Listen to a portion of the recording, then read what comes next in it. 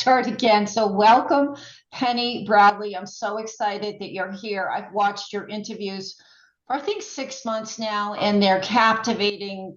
They're absolutely enthralling. You have more knowledge than I've ever heard of the history of our planet and intergalactic travel and things like Dracos and life on Mars. So I welcome and thank you so much for being on my little channel. I really appreciate it. So I'm just going to read a little welcome, Penny, and just a short bio, and then I'm going to read the bio you sent me in Okay. email, and then we're going to go get right into it. And a big part of our discussion is going to be about topics very near and dear to our heart, which is child abduction and the divine feminine. So, and I'm sure we could Okay. talk for a long time, but we'll try to keep it under whatever your parameters are. So, welcome, Penny. Welcome, guests. Thank you for being on the Shaman's Corner. I'm Jane, the host. I'm excited to have Penny on the show as her knowledge of intergalactic travel, hidden technologies that most people don't know about, like time travel and jump rooms, the history of the Earth, life on Mars. Believe it or not, for some of my people who watch me may have never heard of these terms, but I have seen it enough and heard enough testimonies to be convinced that it's absolutely true. Telepathy, ancient humans, life on Mars, and much more. Her knowledge is extraordinary in all of these subjects. We have many commonalities, Penny and I. One is our age. We're almost the exact age. So another is abduction as children into the secret space program. Penny has a lot more memories than I do. I'm just beginning to remember the first 7 years of my life have been a blank until now. I too have memories of using telepathy to navigate a small spacecraft as a child for the Germans, I believe, after my abduction. I do remember pressing buttons to drop bombs. I don't know where, who I was doing it for, or why, but I'm just beginning to get back those memories, and they're very, very small compared to your memories. But mostly we are united in the belief we have to save the children who are still being abducted, into torture, into MILAB as sex slave, assassins, super soldiers, and to be used for the military as psychics and remote viewers and much more. We are closely connected by this abomination, which I believe, and you can correct me, Penny, originated primarily in the 1950s as part of a secret treaty signed by our American President Eisenhower, which allowed the Germans, who did not lose the war for the most part, to abduct up to 150,000 children per year. I think it was American children, or no, It was American children. it was American children. So our own president was allowing up to 150,000 children per year to be abducted by the Germans for all kinds of torturous programs, mind splitting. Um, in his defense, they had technology that he could not deal with. Mm, He really had no choice. okay, maybe we can get into that. In my opinion, there are very few missing children, but millions of abducted children, and it's closely connected to this secret treaty signed by Eisenhower. So, without further ado, I want to get on with it. I'm going to read Penny's bio. There is so much we could cover with this woman. It's unbelievable, but I'm going to read the bio she sent me, and then I'm going to let her loose to talk about. To a degree, we'll let you loose. So this is the bio. There's bios all over the internet. Felt very grateful to get my own from her. I was kidnapped at age 4 out of my bed. And this is Penny speaking, and she sent this to me. My father was a preacher and a dairy worker. We lived in Central California. I was kidnapped by men in plain green fatigues and taken by jeep to Langley Air Force Base in Virginia. This was the summer of 1959. I spent almost 5 years there with a 6-month side trip to Montauk. That's a big one. In the winter of 61, 62 for training in the chair. And I might ask you to explain that. I know what it is, but a lot of people may not. When I graduated with the Langley class of 64, all 20 of us went through the New York Long Island jump gate to Mars. That may be another term we have to explain, jump gate. We returned over to the Germans and their Ares prime base. Did I pronounce that correctly? Ares, A. Close enough. Good. Ares Lima. They put us in Shulata, which is a school. Shula. Shula. I said it like it was some kind of sherbet. A decade before putting us in their main militia, Nachwaffen, Marcessian Nachwaffen. Marcische Heimscheld. Thank you. It means Martian home shield. That's what they call their militia. Okay. I graduated Schule in 1974, was trained as a fighter pilot. I got in trouble in 1990 and was shipped out to the actual military, not Waffen. I was sent home in 2014, back to the year 1959, which brings up time travel. I grew up a second time as a poor farm child in a Christian cult, attending labor camp schools. I was left with 2,200 altars, and I have currently reintegrated 38. And that is another whole topic, right? How we were so... Oh, yeah. Well, it's the shaman's corner. Yeah, right. You're in the right place. One of the reasons I didn't totally split apart is because of shamans putting me back together with soul retrieval. I had fragments all over the place. And early on in my 30s, I was given the opportunity to visit a lot of shamans, and they did soul retrieval. But that is another whole subject. So do you want to dig in a little bit about your beginning? I mean, I know I just read some of it, but there's so much. I know you were a second lieutenant for the German fleet on loan from the U.S. Navy. Is that correct? That's the information that I have. If it's not correct, then I was told lies. Okay. So now I'm gonna put, okay. I had what we call bleed over memories my whole life. Okay. I don't remember anything before my abduction. Okay. It's just a total blank from before that abduction.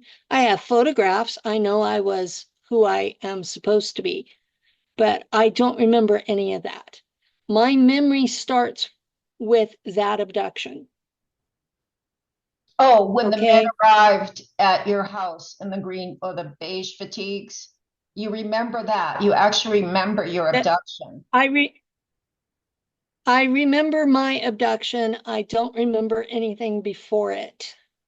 And how old were you So again? I'm 4. 4 years old. I was, my birthday's in October, so this was just before my 5th birthday, the summer before I turned 5. And I started kindergarten that fall after I was returned. Now, this is the part that people have trouble with. If you accept that there is time travel, and you accept that there is technology that can change your physical size to match your age,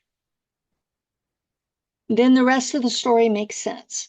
Right, exactly. Yeah. One of the Those are the two technologies. Those are the two technologies that make my story make sense. Now, my memories of this technology from using it in these programs, when you have hyperspace flight, you know, the hyperspace drive that Elon Musk is supposed to have right now. Um, that is also time travel. Time is one of the coordinates you put in. And if he hasn't told people that, he's withholding part of the story. Because you put in all of these coordinates for time and place. So you are literally walking along the bank of a stream. When you step into that stream, you can come out anywhere on the bank that you want, forward or backwards. So you can jump way forward or you can jump way backwards. Now, the farther back or farther forward you go, the more Heisenberg uncertainty principle is involved. Okay. How many times What do we you have think you were put into time travel? Constantly?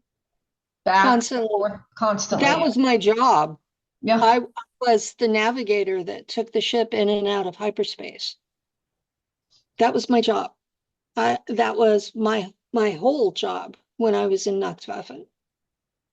So, Maybe but this I have been time traveled beyond what most people from Montauk have been, because my Montauk time was really short, or at least what I remember. Now, I have run across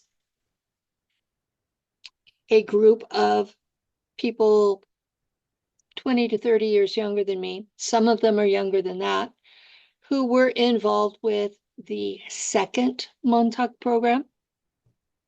I have memories of the first program. The second program was the one that was run by Al Bielek and Preston Nichols, and they involved Stuart Swerdlow and Duncan Cameron. So I know there was a second program, and that's the one that people know about, and it was called the Phoenix Project. Now, I know a lot of the people that were at the Phoenix Project, and I can pick them out of a lineup and be right every time, but I have no conscious memories of that program. Okay? The guys that I know were in it, they all say I was the secretary. I think But I've heard that. Yeah. but I don't remember it. So I want to keep that very straight. I don't remember it at this time. You don't remember your days at Montauk. I don't remember being part of the Phoenix Project. I remember the days at Montauk in 1961, 62. I remember that. I don't remember the other one. And then for people who don't know, Montauk was a military base in New York, where it was abandoned at one point, and to which they brought thousands, if potentially millions, of abducted children off the streets of America a lot of times, and they used them in this experiment involving the chair, where they were trying to become experts or even broach the subject of time travel. Now, Montauk was where they learned time travel, the American military, correct? Because of the children they used in the Okay. chair. What they had was the pilot's chair out of the Roswell crash. Okay. They had that. They had that And for technology. Okay. they had that. They had it hooked up to a really simple computer. And they were trying to figure out what it did. Okay. It did different things depending on who was in the chair. It operated off of your psychic abilities. So some people would open portals to other dimensions. Some people would travel in time.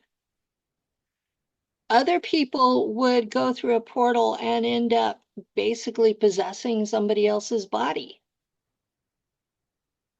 Some When of the you say stories people, coming out. do you mean I'm talking children? about the kids that I'm talking about the The people that were kids. at Montauk.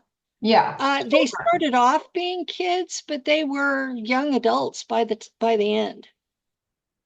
Some of them were in their 30s before they were gone. And because that program is in a time bubble, it's Right. still ongoing. And they're still abducting children for it, I imagine. Um, I'm I'm not sure because it's a Draco program now. Really? The humans that were involved were all kicked out. Um, Can you describe that was one of the the Dracos things that are briefly? Can you describe for people who don't know what the Dracos are? I know they're another whole species that they live on no, they Mars. are an empire with 5 species that cannot interbreed. Okay. They are a complete empire that takes up most of the Orion spur. If you look at a map of the galaxy, that's where the Draco Empire is. And the ruling species has their capital is a planet that orbits the star Thuban in the Draconis star system. That's their capital. Each of the species that makes up the hierarchy of the Draco comes from a planet in Draconis, and they are all reptilians. Only 2 of them eat people, Oh, that's good. and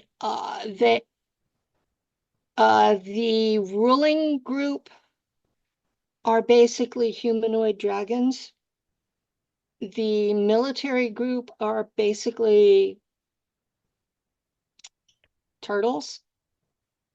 Who knew that Teenage Mutant Ninja Turtles were based on something real? Well, there's nothing new Um, under the sun, right? They're channeling it from somewhere. right. Everything that's on Earth is coming from outer space, generally Star Trek, everything, right?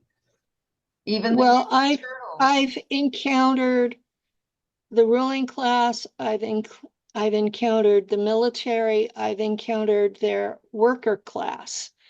Their worker class are basically like giant lizards.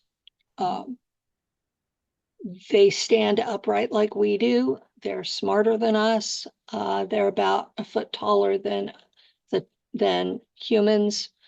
Um, they don't take well having to work with us. They think we're an inferior species. And I can see where they get that. Mhm. All 7 of their species are telepathic. All 7 of them are at least what we would consider 300 IQ. And all of them have been in this empire for at least 1,000,000 years. Wow. So this is a very ancient, advanced race. And the difference between us and them is the difference between us and chimpanzees. Us being the chimpanzees, I'm guessing. And Oh yeah. yeah, God. And they practice something that because they they value honor Hmm. above anything else. Now, that doesn't mean that they won't manipulate you into what they want, but they practice what they call full intimacy telepathy as a way of proving they're not being deceitful. And from a human perspective, it feels like they're sucking your brain out through your eyeballs. And that's how I they heard you say normally that. interact with each other. That they're not trying to torture the human doing that. This is how they normally interact with each other. Everything in my head, everything in your head, we share. That proves no deceit. And that's a form of honor. I'm going to slowly bring us back to Earth, but I know this is a huge subject, but could you briefly explain, because the history of humanity, the history of the Earth is all going to tie into how the feminine is being treated now and how she was eons ago. But could you briefly explain the relationship of the Dracos to the Germans and the Germans to the Americans? Beginning, let's say, I have heard the history of this part of the galaxy from 4 different species. That's why you're the expert. Each species makes themselves the hero of the story. And the only thing they have in common is that humanity was created from Homo erectus with the addition of ET DNA. They can't even agree on which ET it was. So when you start hearing these things, people who are only listening to one species really need to understand this is how they approach us. They leave out everything that makes them look bad and put in everything that makes them look good. So you're hearing from all these people out there who are channeling different species, and they're all coming up with these different stories, and you need to understand they're talking to us like we would talk to a toddler. Okay, But I've learned a lot about the number one. Germans from you, and we've been deceived about the true history of the Germans and their role in the war and their role afterwards. And Okay, I was taught in Shula on Mars. I went to Shula for 10 years, 10 Earth years. And I learned German history from the Germans. And then I came back here and I grew up and I heard all the American propaganda about the Germans. And so when my memories were activated, okay, there was an NSA agent who used my Remember code in 2013. I think from how he acted, he thought he was activating the altar, but instead he just activated the memories. And I don't speak that dialect of German, so I've had a hard time translating everything. Now, I've served 91 60 and backs with the Germans.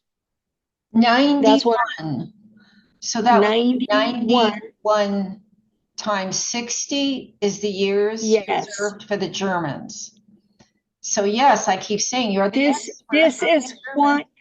This is why I know about the Germans. Exactly. Okay? Yeah. Now, they believe, the Germans on Mars believe, that they have been repeatedly genocided by the tribes that became Rome. Yes, like most and tribes. by the groups that took over from Rome since, as in the Vatican, as in the United Kingdom, as in now America. They call it all Rome. Everything from 700 BC forward, they call it all Rome. That Rome is their enemy. Because all Rome our enemies wants to kill. Well, I'm not going to go that far. I'm telling this story from their perspective. Yeah. And I do try to stay objective. Now, I've been able to verify from historical source documents here on Earth. So if I haven't been able to verify it, I haven't been talking about it. So this is 3D factual. Right. They believe they have been targeted by Rome in repeated genocides over and over and over. Every 200 to 300 years, they've gone through a genocide. And at one point, the Teutonic Knights sat themselves down in Prussia and they killed everybody around them. The entire stretch from Prussia to Poland was empty of people because the Teutonic Knights killed them. That's how bad this oppression has been. So they go through and they go through and they go through. Now, there was a empire that Americans are not told about. It was along the stretch of the Alps. And it went from Denmark, basically, all the way through Italy. And we know this as the Holy Roman Empire. And it was founded by Charlemagne. And it lasted until Napoleon conquered them in about 1800. That was the major big deal thing that Napoleon did. He wiped out the Holy Roman Empire. So Prussia was one of the states. Because it was an empire, each country in it was considered like a state in the United States is. So these states were left without the overriding federal government. And they were weak, and their neighbors were taking advantage of them. And from the German perspective, all they were trying to do was rebuild their federal government that Napoleon had destroyed. And everybody around them went batshit. Mm-hmm. That's their point of view. Whether you believe it or not, I don't care. I'm reporting. Right. Okay. Now, at the time of World War I, the Americans had this biological weapon, the Spanish flu. And yes, it was a biological weapon that they had developed on purpose. Okay. Mm-hmm. They had been allied with Prussia up until Teddy Roosevelt, 1800. Same time frame. No, Teddy Roosevelt was 1900. I'm sorry. So they've gone through Napoleon destroying the place. They've gone through trying to rebuild. The Prussians have been trying to reunite the German-speaking parts of what had been the Holy Roman Empire. They're not even going outside their territories yet. And everybody's going crazy around them. And Teddy Roosevelt decides he's going to switch sides. Hmm. I don't know why. I don't know what he was paid off with. I have not found the document.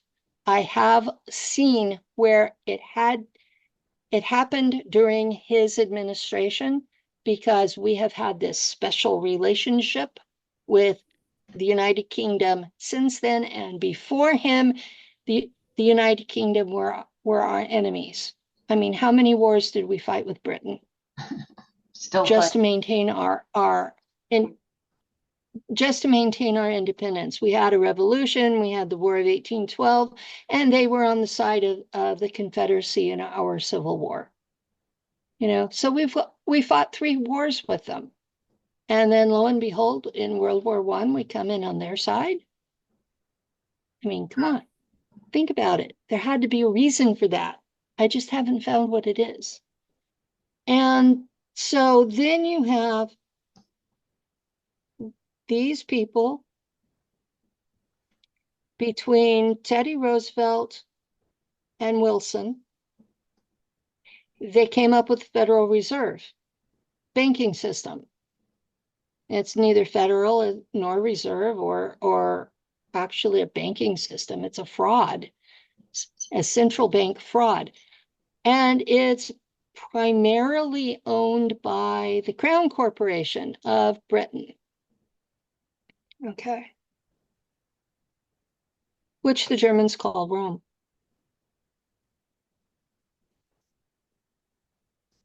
So from the German perspective, Americans cannot be trusted. Okay, we did that in World War I. In World War I, the Brits did the Balfour Declaration. At the end of World War I, which the Germans didn't start, they got dragged into it by Hungary. But at the end of it, they were stuck with this thing called the Weimar Republic. And if I talk about that honestly, this will be booted off YouTube. People need to study the Weimar Republic because the United States right now is repeating it. Mm-hmm. Short version, incompetent leadership claiming democracy. Banks printing money as fast as they can, devaluing it where prices go sky high. The end result is all of your disabled people and children and veterans and people on fixed incomes are starving to death. America is repeating it. So you really need to look at that period of history there. It lasted about 15 years. And the aristocracy of the German peoples had been raised with the concept of noblesse oblige. French term. It means that if you're going to be in charge and you're going to get all of these benefits, like being wealthy and having a big house and people wait on you, that the obligation that goes with it is to make sure that the people are okay. You have to take care of your people. They were watching this go down, and they had been locked out by the Treaty of Versailles. Wasn't that called maybe a genocide treaty for the Germans? Yes. That's what they consider this treaty. Okay, so the aristocracy found someone that they thought could fix it. And as long as he did what they told him, things worked well. But he was Roman Catholic. Mm-hmm. And he slowly replaced all of the aristocracy with Jesuits. Jesuits, yeah. So there again, the Germans say Rome did it. Yep. The Jesuit group are the Pope's assassins. Yeah. By the way, I hear a lot about Joseph Stalin, but people are not saying that he was also a Jesuit. Same time frame, and he killed a lot more people. Yeah, I also know someone that was very close to both Hitler and Mengele, who said she personally witnessed Mengele constantly drugging. Can I say it on YouTube? I'm constantly Probably not. Yeah, you have to be careful. You have to be real careful. I know. I think I had one what strike left. So Mr. H was constantly being drugged by Mengele, and he became very malleable to the Jesuits, and at that point abandoned the aristocracy who had put him in power. Yeah. In part. Yeah. Yeah. And these same Jesuits are who was Operation Paperclip.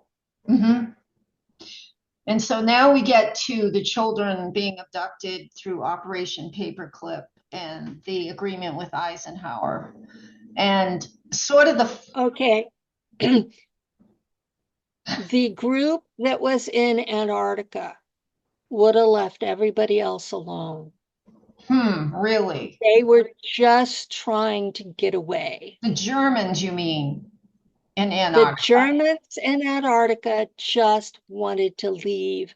They were working on the final steps of that Hmm. when Admiral Byrd showed up with all these ships, and his intention was to blow them to oblivion. And they beat him in under 30 minutes. And yeah, they cut a battleship in half with a laser.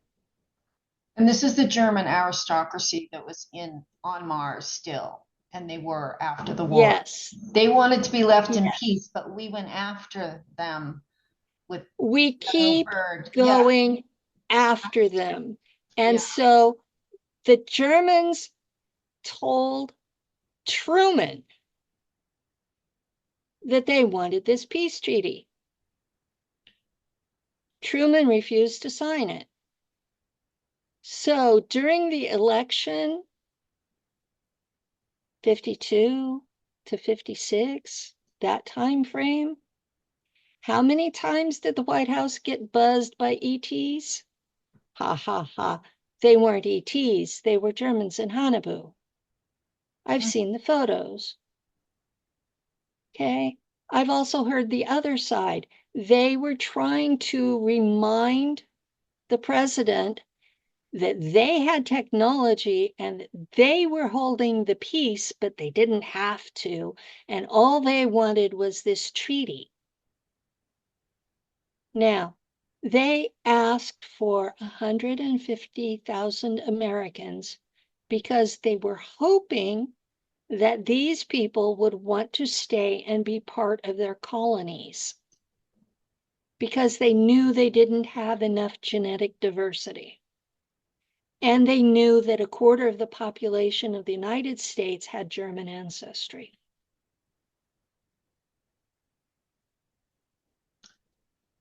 Well, they certainly didn't start out very well because didn't they put kids immediately through MK Ultra and mind splitting and the chair, or was The Americans did that. the Americans did that as well, correct? The Americans did that, not the Germans. I went through So it was 5 years of American hell military with, bases. It was yes, American, dumbs, dulce. Okay. it was all Americans that did that To their own children. to their own children because they wanted us to be so damaged the Germans wouldn't want to keep us. Yeah. That was their intention. So we're talking about NASA, NASA, we're the talking, Navy. NASA is like a whitewash of all of it. Yeah. I'm not sure who ran my program. Okay. When I first came public, I would have sworn it was the CIA because Right. that was the kind of operation it was. But Doris Neely was an archivist for the CIA, and she processed my file for the CIA computer. And she said it came from the OSS. And the OSS was supposedly disbanded in 1947, but here it was in 1985 when she got my file. What is OSS again? The Office of Strategic Services. American. American. Yeah. Is American. it correct to say the U.S. Navy is more involved than any other part of the U.S. force? It's the naval aspect of our military that is the most involved in these secret space programs? Yes, because, and this was Eisenhower's doing, but he had a logical reason for it. Okay? Other military commanders in every other force, the officers go home at night to their families. They work they work the 8 to 5 shift, and that, unless they're out on a war, they work the 8 to 5 shift. They go home to their family at night. Navy commanders are on that ship, and if a Navy commander or any officer is stuck in a place that's going to flood, it's their duty to seal it off and die for the ship. Same. He saw that as the mindset that was needed in a spaceship. That if your unit gets damaged and it's spewing air into space, you close off your section and you die for the rest of the people on the ship. That was the mindset he wanted, and only the Navy had it. Interesting. Before we jump to how all this war intergalactically on the Earth, everywhere started, and the origins maybe of the divine feminine and the matriarch that the Hopi and many other cultures say did exist, and Maria Gumbutas, the archaeologist, and you have also seen the origins of sort of what we might call a matriarch. I wanted you to tell the audience about your job as a second lieutenant, a navigator, and a fighter pilot through Nakwafen when you went out and did missions by yourself. I just happened to listen to it recently, and I found it astounding that you were, and what you had to wear, and you were in the same sort of super soldier suit for 6 days, and you would go out in search of some kind of reptile, and then you also did this body search. And this is another you know what I'm talking about, where you bring it back and regenerate. You're talking about ghoul duty. Okay, yeah, I just find that fascinating. And then we'll start with maybe when there wasn't war and what happened, so we can get to the divine feminine and the children. Okay, what happened on Mars was, short version, every square centimeter of space is already owned by somebody else. That's so discouraging. So when we got out there, it meant we had to sublet from somebody else that was willing to do it. And the Draco were not particularly fond of us at the beginning and didn't really want us out there. And so they made sure nobody else would sublet to us. We had to work directly with them. And they took people as payment. They ate those people. Yeah. They're so advanced, but they eat people. It sounds contradictory, but I guess not. Do you eat meat? I knew we were going to get to this. I don't eat cows or pigs because I think factory farming is horrific. I do eat chicken, but I understand the analogy. We eat animals, so they think they can eat us, and it does make sense on that level, right? Is that what you're? It's not cannibalism because we're not the same species. Yeah, that's true. Yeah, we're not even from the same world. Yeah, you know, you take a good look at humanity, and we eat anything. Yeah, I get it.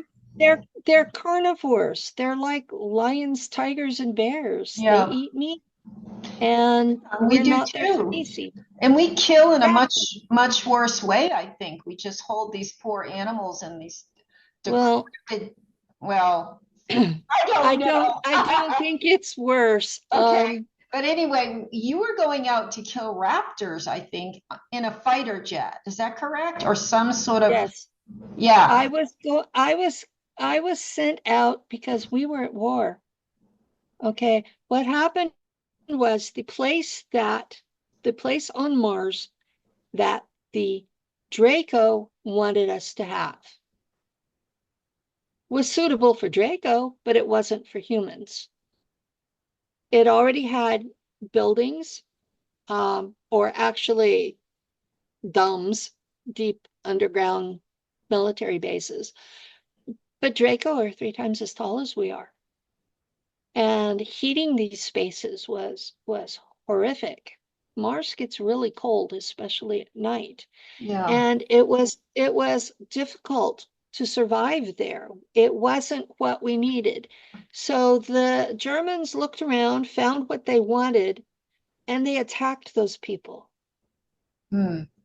There's a form of what they call it a neutron bomb. And it gives out an energy that kills the life forms that are there. But you can walk in 3 months later and there's no radiation. You can walk in and take over the place. Hmm. And that's what they used. They used it on the native ants and they used it on the native reptilians. Now, these reptilians look like Jurassic Park raptors, but they have longer arms like we do. They still have the 3 claws with the 6-inch nails that are sharp as razors. So, one swipe and they've gutted you. In a fair fight, unarmed, they will win every time because of those claws. They're also smarter than we are. And they're telepathic, so there's no fooling them.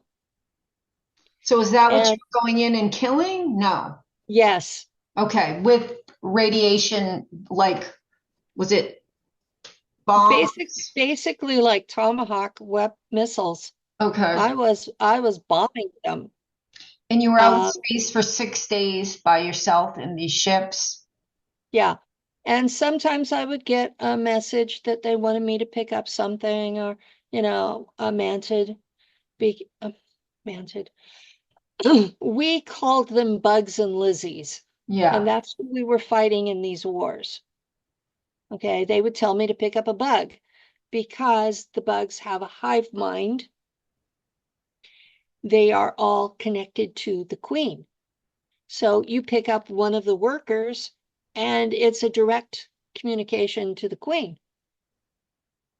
And that was what they were having me do, was pick up a bug. And I would usually get eaten by a spider. They have this technology that came from a different insectoid race. Okay? Because we call insect life mantids. People get confused. There is an empire of bugs, Yeah.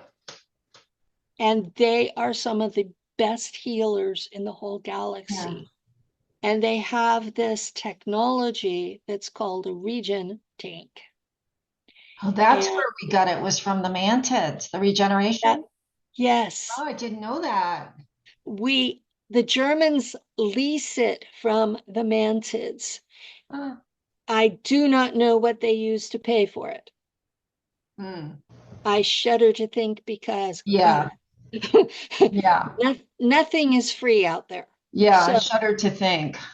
so we got this technology from the Mantid Empire, and they put you in your whatever tissue they find is on a hook. They put a blood or tissue sample in this slot in on the outside of the tank, and they can set it for any age or weight or combination thereof.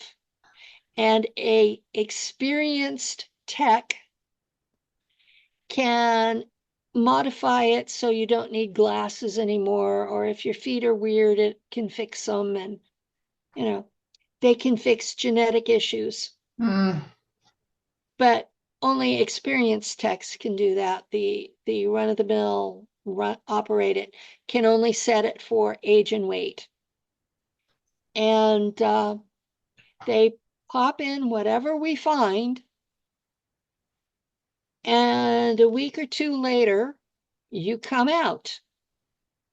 Now, if you've been dead for 4 months, you have no memory. If you've been dead for a week, you do. you're back like nothing happened.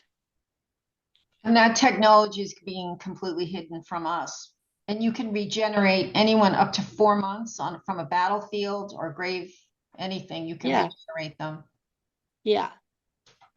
It's And that is in the hands of the Germans. But when I was at Langley in 1959, they had one of those. 1959. 1959. So they've had that technology for what, 80, 70, 60 something years, regenerating. A long time. Oh, and they're letting us all die these horrible, painful deaths. And they could They regenerate us at any time. They don't want us to survive. No, exactly. That must be pretty clear by now to everyone who lived through the last 4 years. It isn't. You would be I talk about these things, and I get this blank stare No, most I of get the it. time. You're not going to get that from me because I totally get it. Between the chemtrails and the and the arm and everything under, even the Swifter The ads on only thing that I don't understand is why they picked now. That's the thing I don't understand, is why the elites picked now to do the Great Cull. Oh, they've been planning this since before the Civil War, but the original time frame was 500 years. It's just, why now? Well, hasn't it MK Ultra victims are, there's a lot of sleeper cells, and it's had, the programming was designed to become activated around now for military and I don't know about your training, but mine was all on code words, so I don't accidentally get activated. no, it would be coming from the outside. I have no idea what mine is. I basically told you almost everything I remember so far from my secret space program, but I mean they're very calculating, so there's nothing arbitrary about now. But it's a good Yeah, question. I just don't know what it Yeah. is. Um, I know that okay, they were having a hard time on Mars because they needed to be in a better location. The equator regions have a little bit more air, but they don't have water. And the polar regions are better for survival,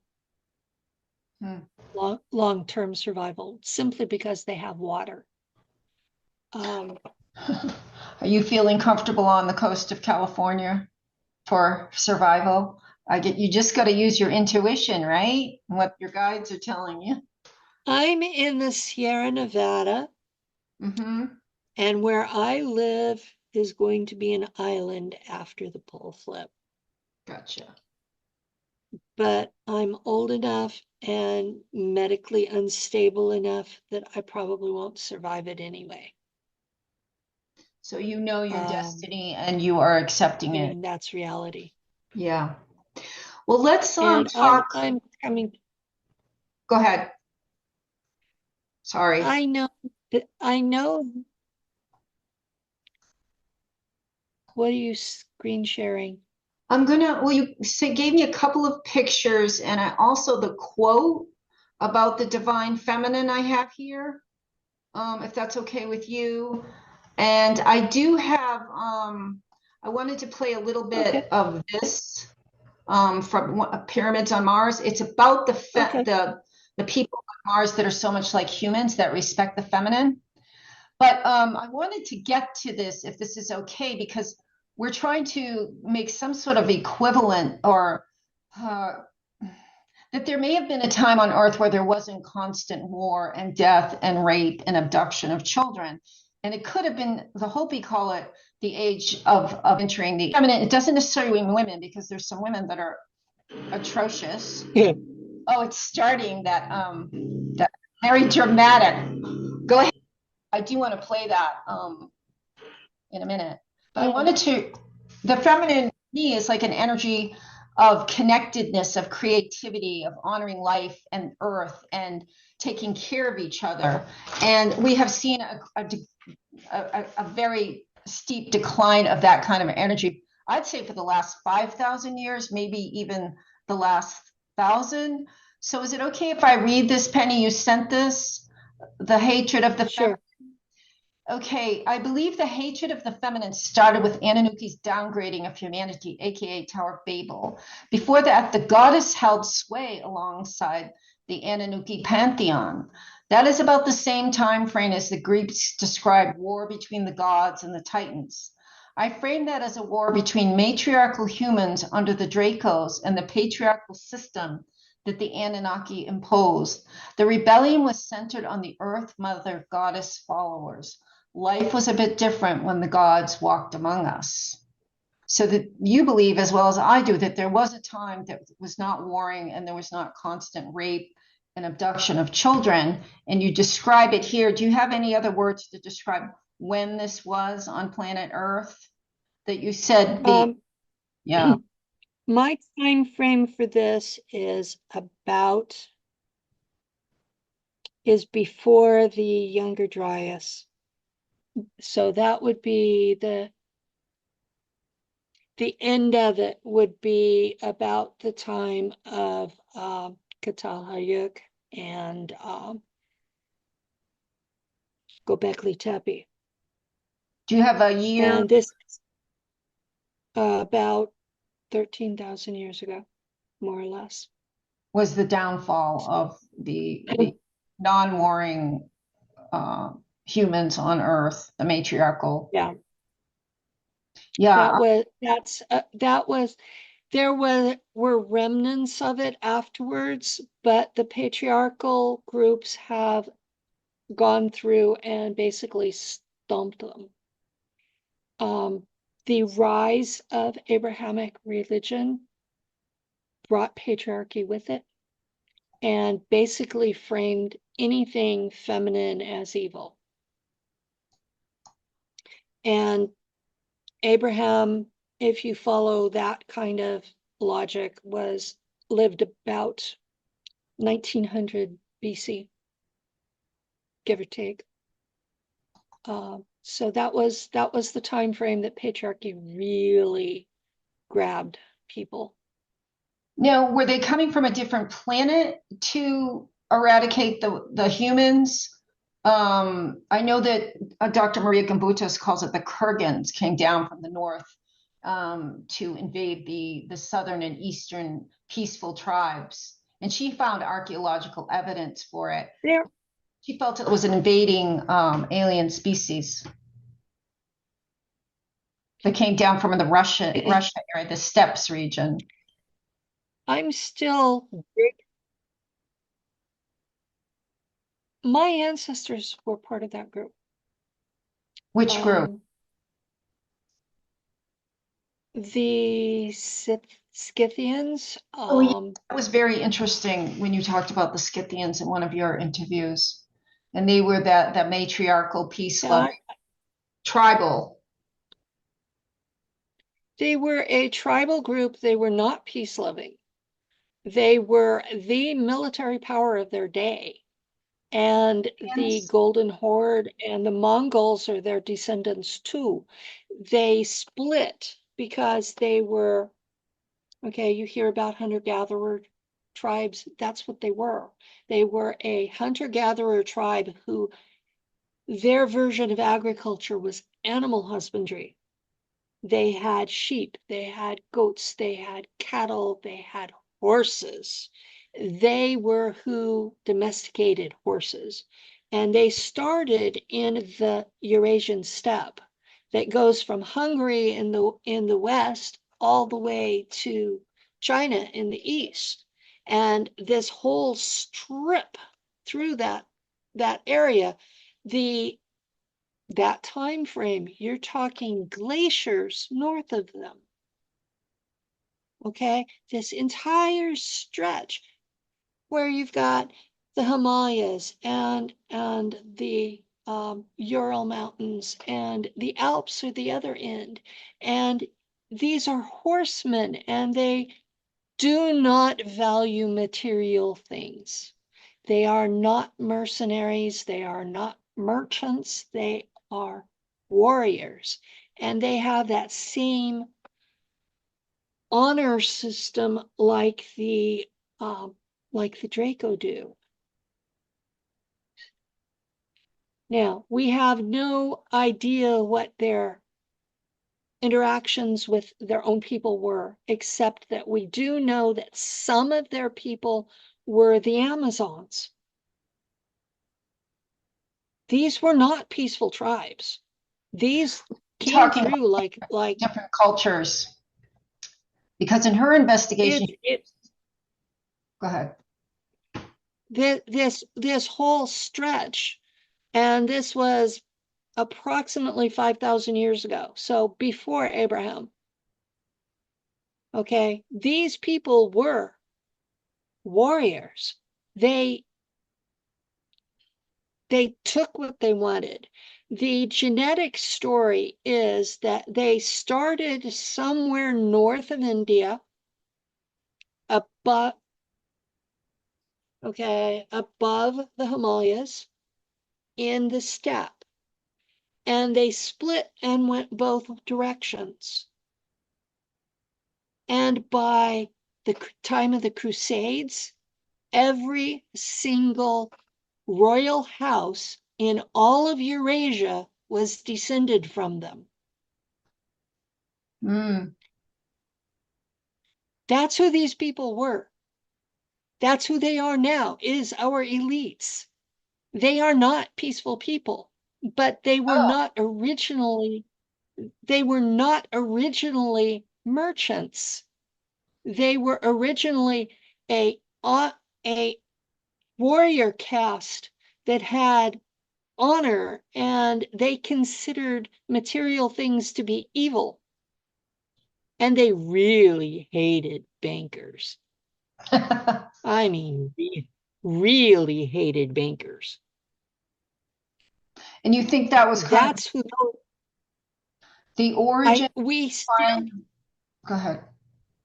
That was the origin of the war between the Mesopotamian people, who were bankers, and the Scythians, was over their materialism. It was a completely different way of life.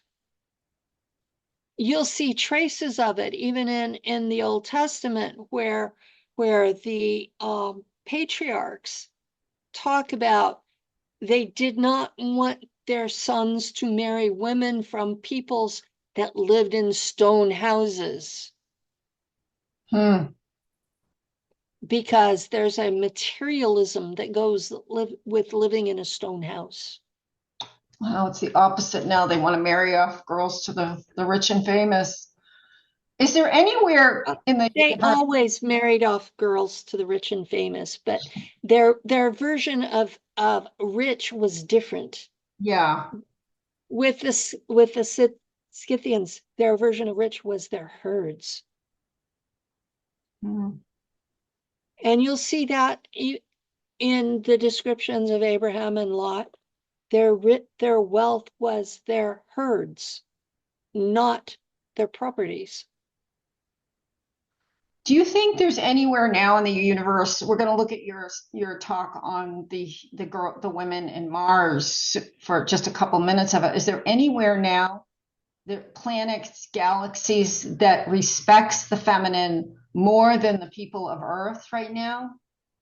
Do you know of planets or peoples that do respect women and children more than we do? The Draco. The Draco. The Draco are a matriarchal society, but their gender war. Oh, this is going to be just graphic and crude. Okay. Okay. Their males have barbs on their penis. okay? Yeah. They can rip you apart. If you're a female, I mean, if you're a human, but not a female Draco, correct? Even a female Draco, they can rip you apart. The female Draco have teeth down there and can bite it off. Okay, this is really, really different than I ever heard you say before, Penny. Never heard of this, but And the female alpha draconians are venomous. They spit venom. That's how they were able to conquer the turtle people. Because the turtle people were absolutely fantastic warriors. They had never been beaten. They were beaten by the alpha drac females spitting venom on them. do you think the human men are the worst offenders in the galaxy, or is it other species? What about the Pleiadians or the gray? I would say that the Shahami,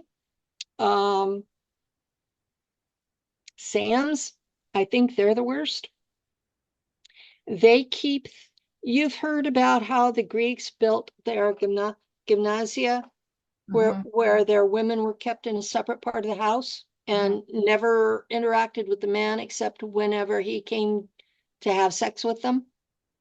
And he did whatever he wanted in the rest of the house. Okay.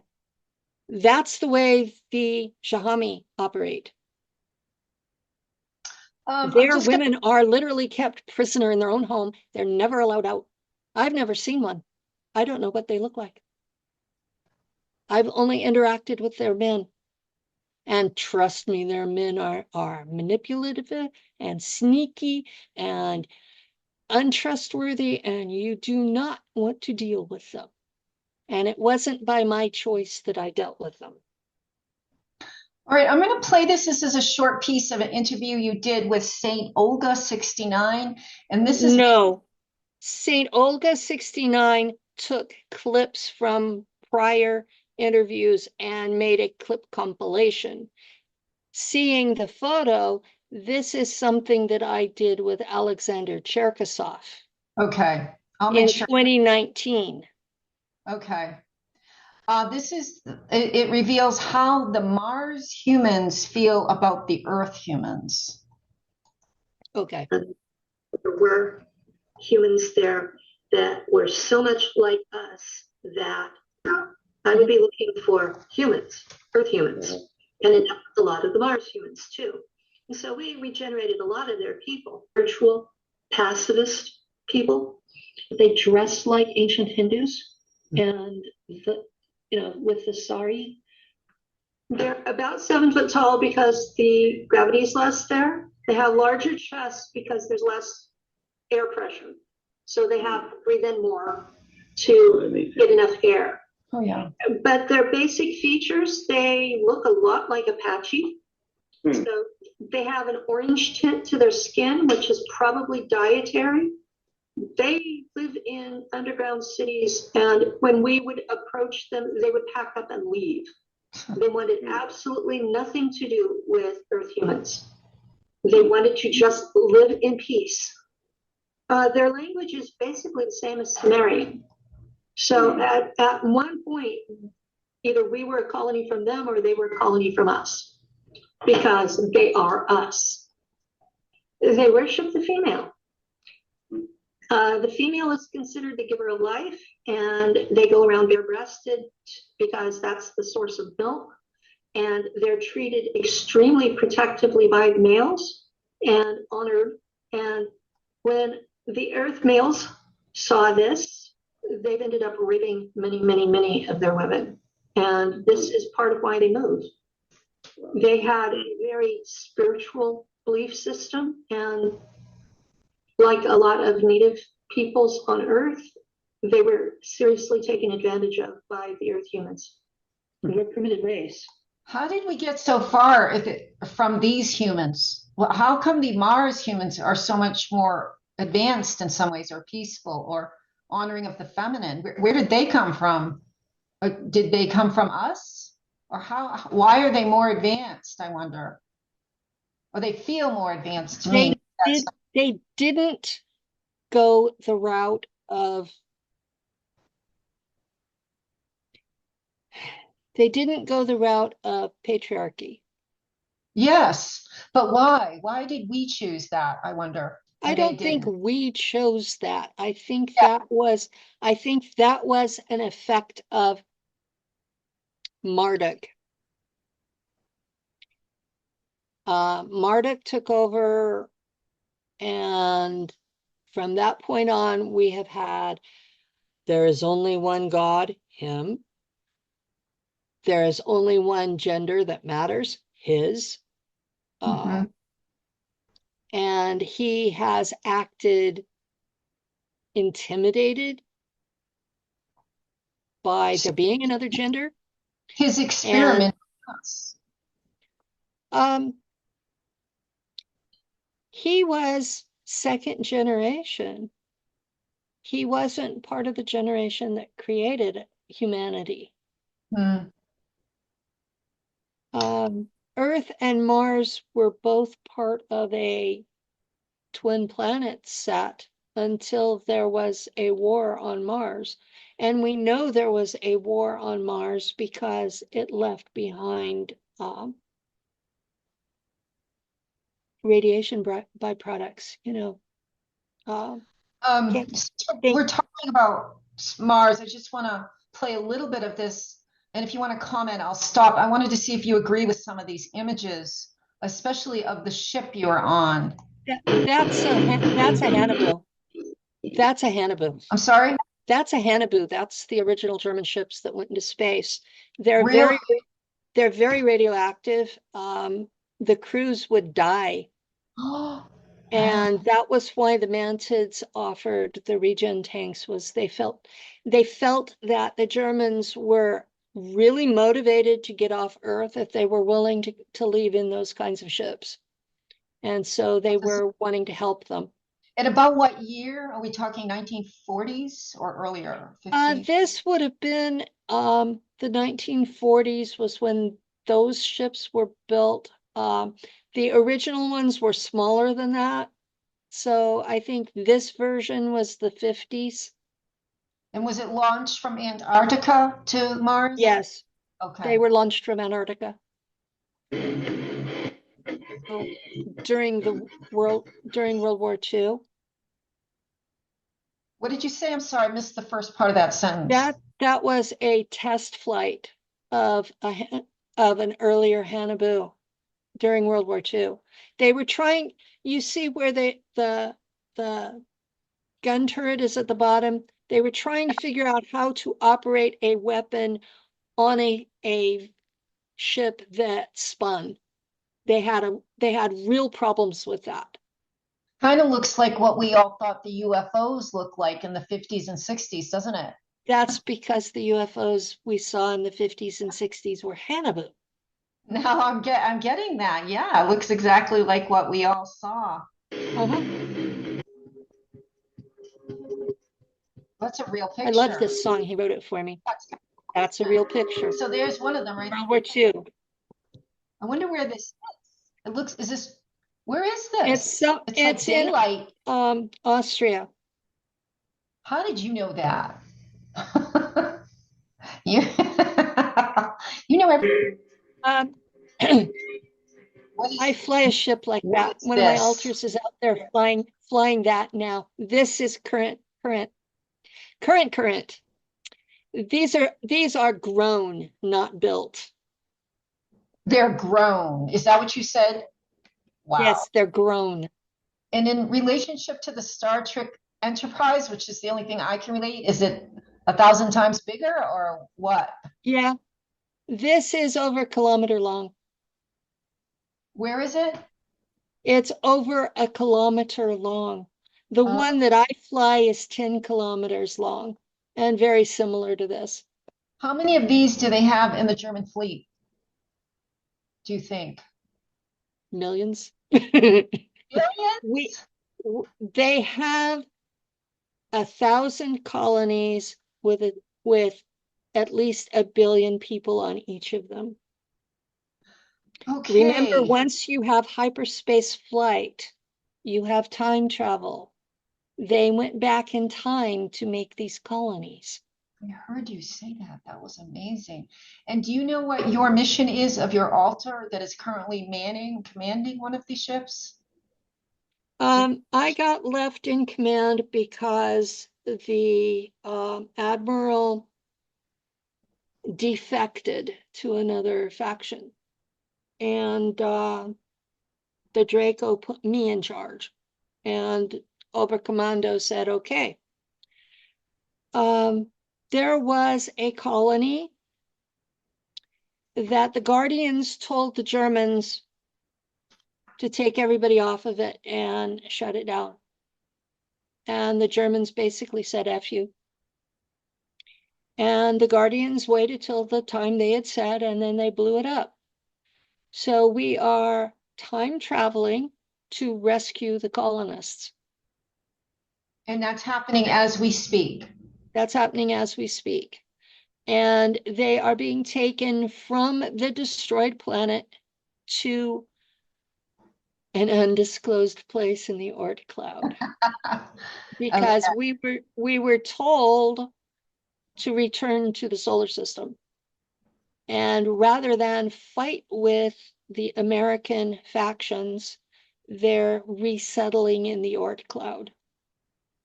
Is that a duplication or replication of Mars? Is that supposed No, to symbolize? that's fictional.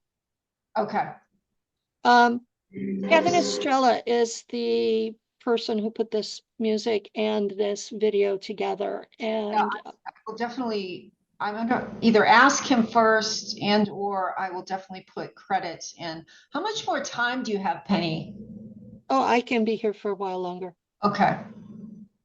Kevin Estrella heard me speak at a conference, and he started writing this song right after that. And Oh, really? I did such a bad job putting together the bits from the song to make an intro that he finally just did it for me.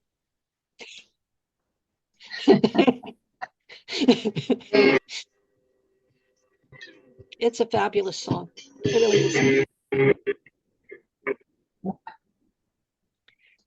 That's a star going into a black hole. Oh, really? That's a black hole? That's what a black hole looks like in space. Interesting. And yes, some of the ships do look like that. The current versions, the ones that are grown. What a difference from the 1950s, huh? Oh yeah. 2000. That was the What are we version looking at, from Penny? around 2000. Wow, they upgrade fast. None of it. It resembles 1990 or so. Did you ever work in one of these shaped ones?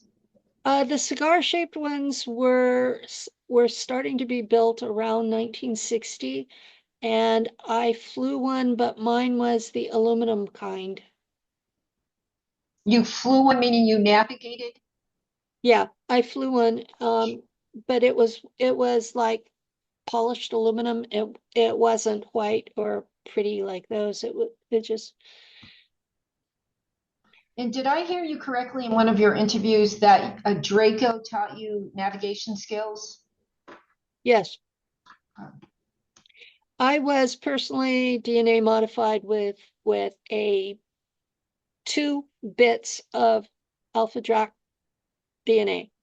They're very small. I'm still human, but the 2 bits gave me the abilities to navigate and also enhanced the telepathy part. So I am modified where I can spend time around Draco.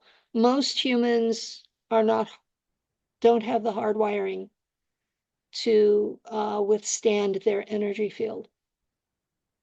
But because they modified me, I can. I don't know if my children inherited that or not. Yeah, okay. I'll just watch a couple more minutes of this. Is this what your outfit looked like? Yeah. Oh, that really? was what I dressed like in the 1980s. It almost looks like what we see on TV, you know, like I said, there's nothing new under the sun.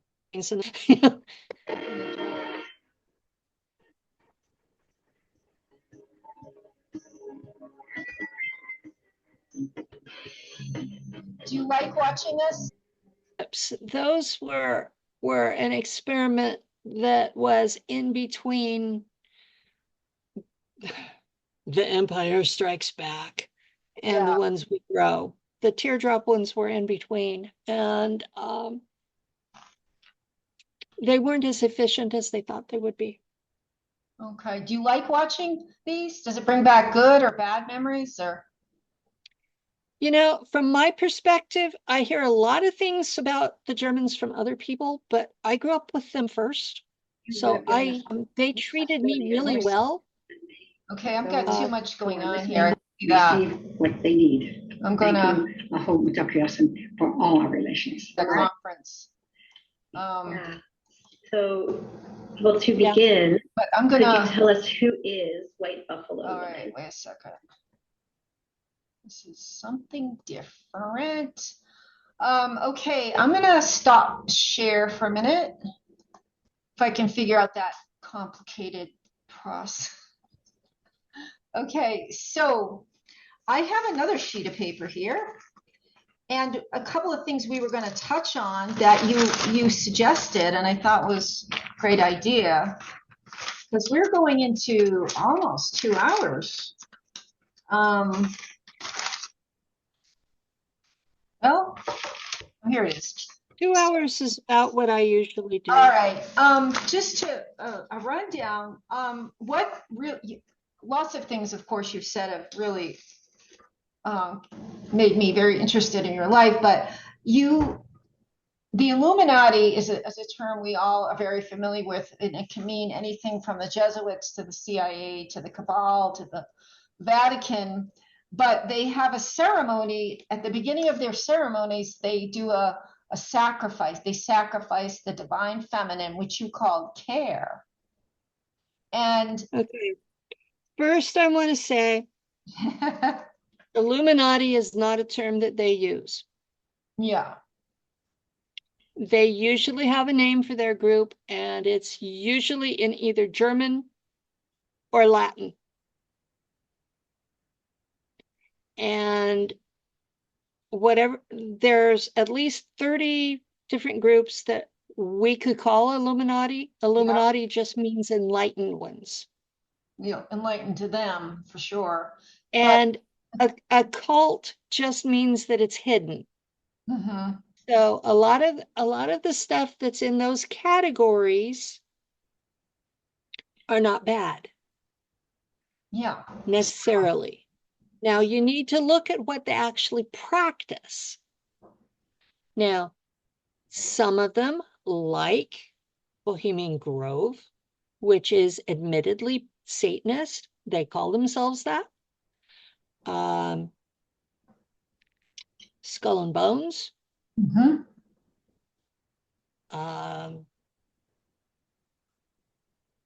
OTO, Ordo Templo Orientalis. That was Aleister Crowley's group. Okay. These guys all have this ceremony. And if you ask them, they're burning a mannequin. Okay. I do not believe that a real Satanist would burn a mannequin. Right, exactly. Yeah. They're in the San Francisco area. There's plenty of drunks that can pick up one, drink them into an oblivion, and then burn them alive. Mm-hmm. And I know that's going to be really harsh for some people to realize, but yes, it happens a lot more than you think it does. A lot of it is to children. A lot of it's to children. There are a lot of the so-called missing children are actually sacrificed. Mm-hmm. And a shocking number of children are never registered in the first place and are never reported missing, and they are sacrifices. Mm-hmm. Yep. In some of these groups, and I'm going to use my words carefully because the last time I talked about this, people got killed. Yeah, okay.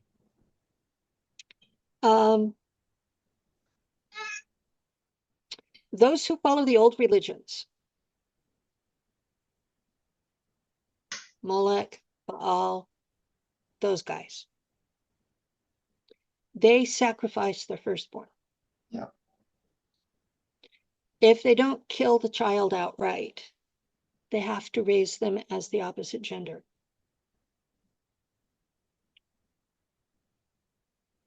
Explains a lot Some, going on in Hollywood. and sometimes they don't raise them as the opposite gender, they raise them for the sex trade. You would be shocked at how many of the elite children come to me to understand why they were drugged, why they were told they were the other gender when they obviously weren't, why they were raped all the time, why they were trafficked to politicians and celebrities. Mm-hmm. Yeah. They don't understand it. How did they find you? I mean, how did they've They seen, hear my videos yeah, like we all found you. like everybody else has found me. And there's an underground amongst these families where a lot of the kids, they're teenagers. These are people from 15 to 22 Mhm. that are contacting me. So glad they have you. Some of them are as old as 40, Yeah. and they're trying to understand why their families did this to them. And okay, it's hard to explain to the public because the public is used to Abrahamic faiths. The old gods were ETs. They were not spirits. They would literally show up in your house and take what they wanted if you didn't give them what they asked for. And you weren't allowed to cry for that child.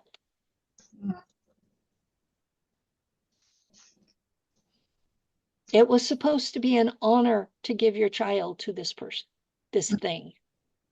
Mind control, brainwashing. Yeah. Yeah. So if I you're know a lot of, raised, yeah, the if elites you're feel that way. raised with that Yes. Yeah. for generations, Yeah. that's your normal.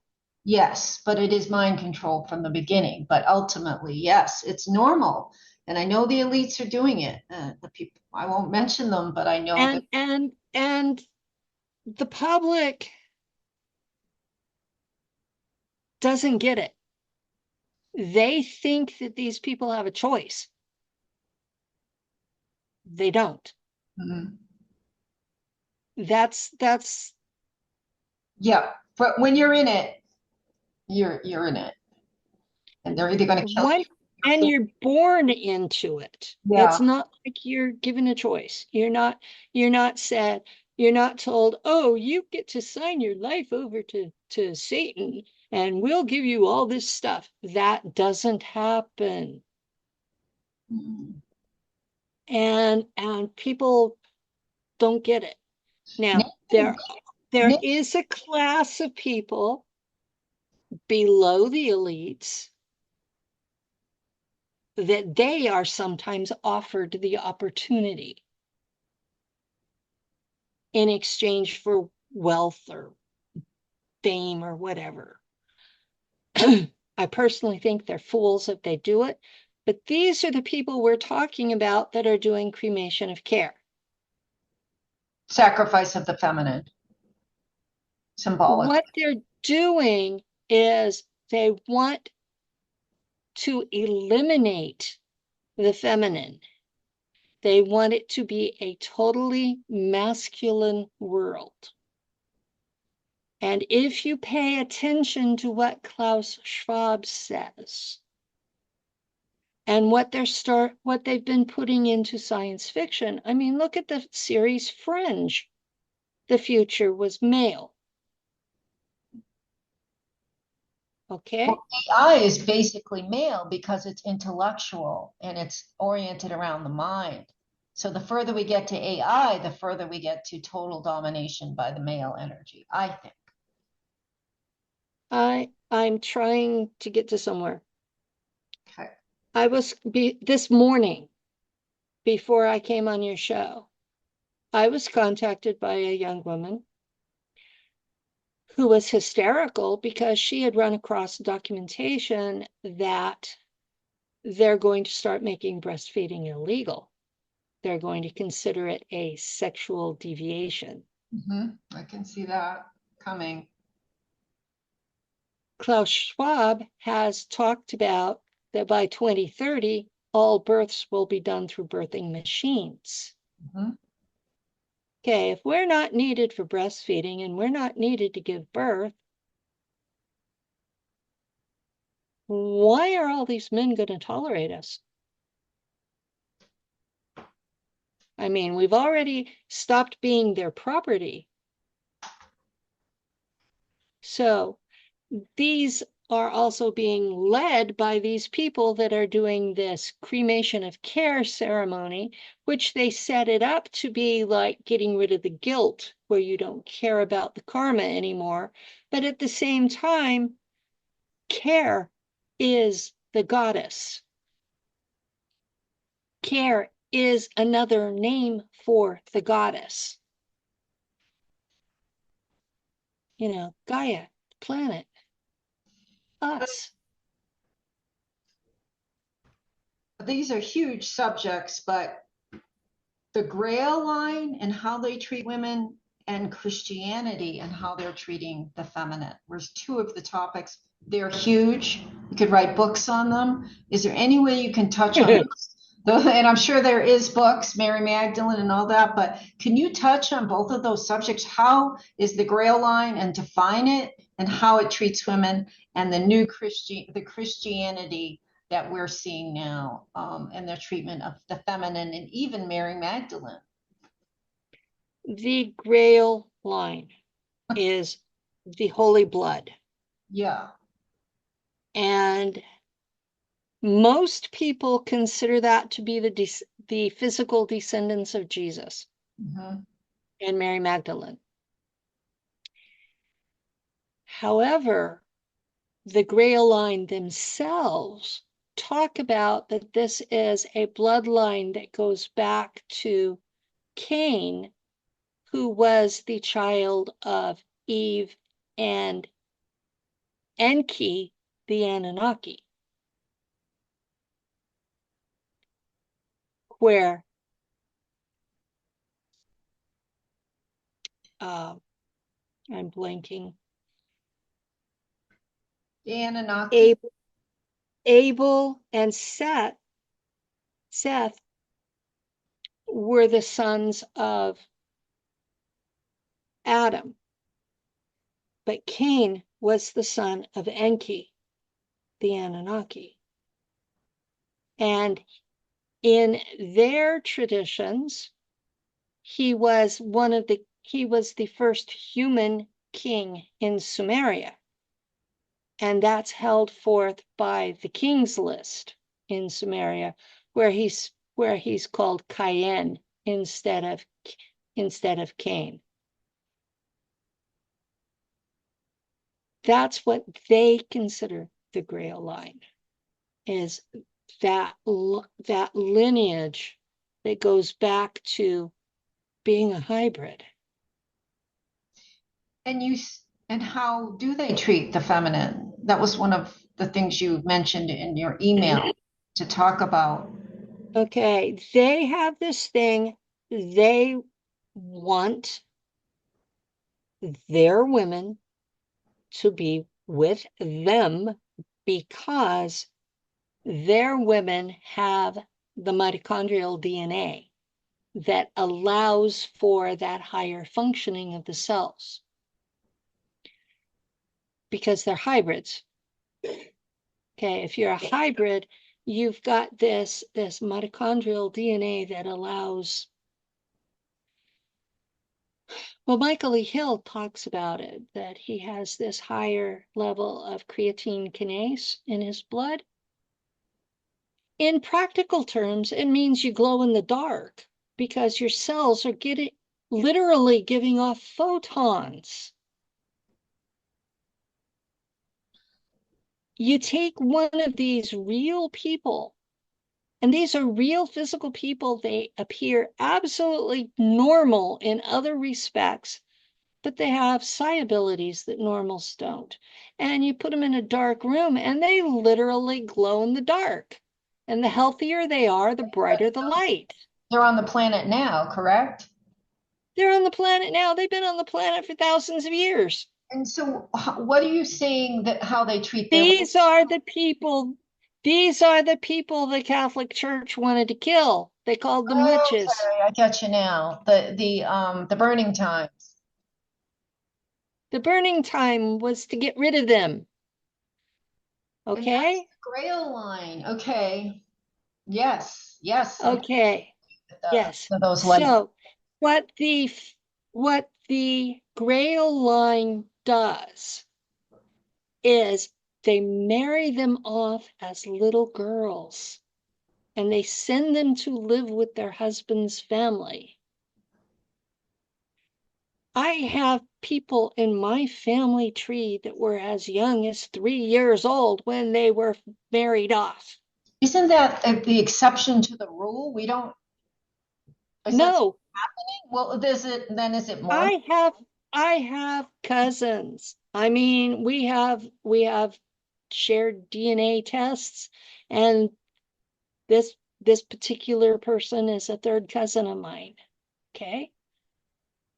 She's in her 50s, and she was recently told she had to go marry this guy because they wanted her with him. And she went to meet him, and he didn't like her, and he turned down the contract. She didn't have the right to. It sounds like you're saying it's almost like horse trading. Yes. So they're treating them as breeders. The Jesus bloodline, the Grail, are treating their women as DNA specimens and breeders. Yes. Okay, that's not good. We got to and I'm sitting here watching this go on around me, and I'm like, I am so glad I was not raised with these people. So you would prefer the Germans on Mars? Yes. So the next one we both have a lot of opinion on, but I'm going to turn it over to you. How the Christians are treating the feminine right now, the divine feminine and feminine. The Christians only respect virgins. If you are a wife, if you are a mother, if you are a single woman who is divorced, whether it's your fault or not, then you're trash. And you're just property. You have no rights. If your husband wants to beat you to death, it's okay with them.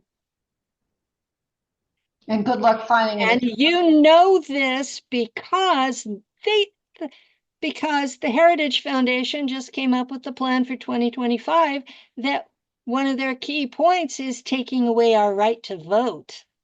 Women's? Yes.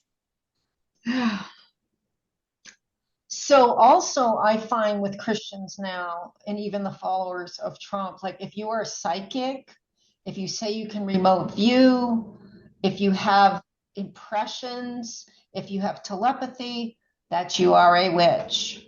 That is coming up so often now and dividing our communities even more, that you're not supposed to have these super capabilities. And if you do, you're the Antichrist or you're a witch or both. Have you found that? If I had $1 for every person that called me a demon, I could buy a house. I wish you could buy a house, Penny. Me too. Me too. Me too. Yeah, Yeah. that's where it is. If I had $1 for every time one of them came up with that, and it's not just Christians, it's um, every even New Age people are calling me a demon, only they're calling it archons instead. Mm. And it's just, you know, yes, I was DNA modified. I'm a hybrid. I'm not a demon. So, And I use my power to defend people. yeah. If that's evil, then they don't know what good is. So the divine feminine is under attack from all arenas and all groups, it seems like, and we can only go up from here. I've got two last. But we're going to have to fight. We're going to have to, or else they're going to, one side is going to eliminate the need for us and eliminate us after that. And the other side is going to put us back into being property like a cow. Yeah, and we have to stop allowing ourselves. Those are, Yeah, we have three options. We can let ourselves be eliminated, we can let ourselves become property, or we can stand our ground and fight. and speak up. That doesn't mean violence. No, It means stand our ground and fight. There are ways to fight that are not violent. And that's the feminine way of approaching it. exactly. Creativity and writing and art and speaking up, no matter what position you're in, as a mother or in the community working, like it's time to speak up when you see abuse of children and women, and also trust your gut instinct. That's what has been pounded out of us, that we're being taken away from our shaman self and saying, if you're not in your head, you're a demon. We need to get back to our shaman self and our divine, instincts. And there's an ancient play from Athens in their golden age. It's called Lysistrata.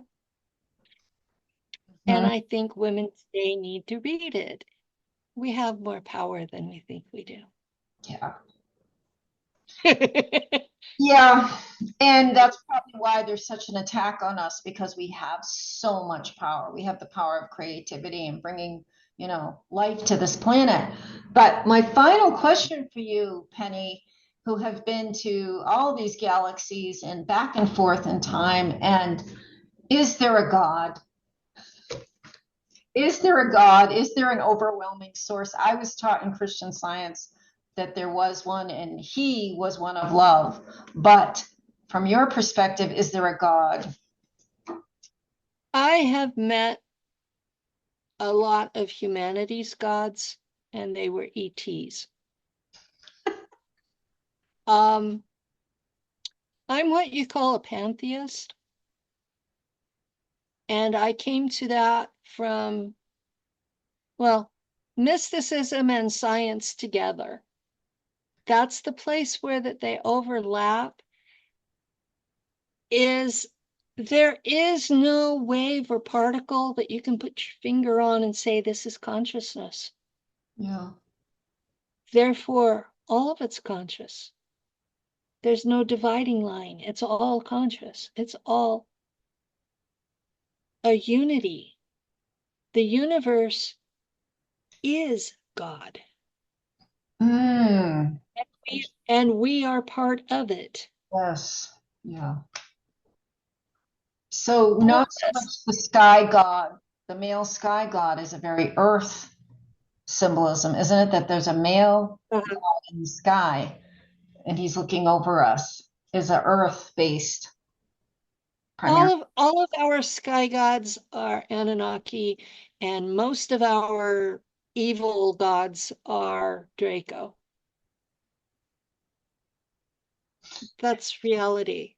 The sky gods labeled them as demons, and people believed it. But no, they're all ETs. They're not spirits. They're ETs. Who created And us? Who created us? The consciousness? Consciousness?